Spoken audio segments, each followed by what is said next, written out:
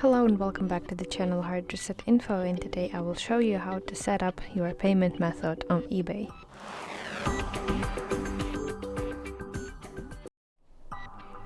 So open eBay application on your device and then navigate to My eBay section that is located at the bottom side of the screen, and then in the account section you see here payments. Open it.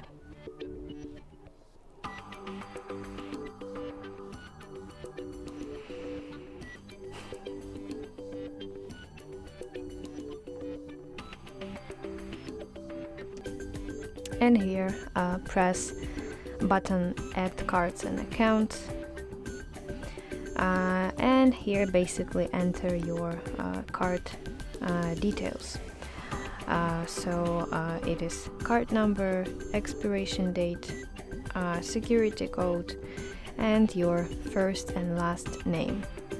And also you can check whether your billing address is correct. If not, you can edit it. And when you are done, press Add button to save your payment method.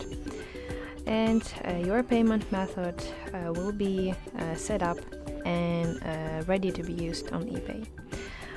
So that's it. I hope you find this video helpful, and if so, please leave a thumbs up and don't forget to subscribe to our channel. See you soon. Bye bye.